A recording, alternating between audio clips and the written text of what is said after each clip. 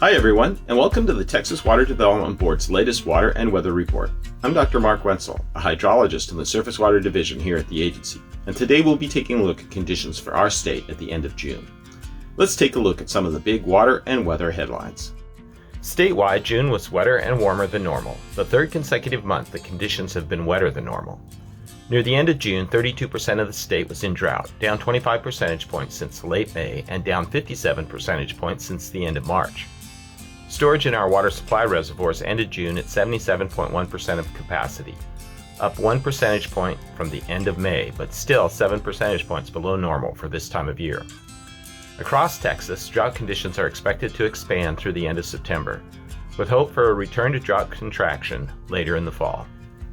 Let's take a closer look at temperature and precipitation. On these maps, we're looking at both parameters relative to 21st century averages for June. From a water supply perspective, reds, oranges, and yellows mean trouble on both maps. They show areas with above average temperature on the left and below average precipitation on the right. Statewide, June was wetter than normal and near normal for temperature. That's the third consecutive month that precipitation has been more than normal.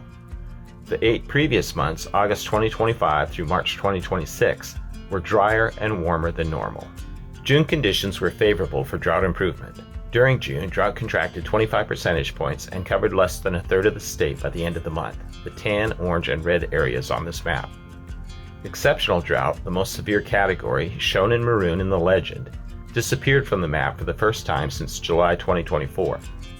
But as we head into summer, about 15% of the state remains abnormally dry, shown in yellow on the map, and, depending on conditions, could slip back into drought in the next few weeks. Statewide surface water supplies increased 1 percentage point in June.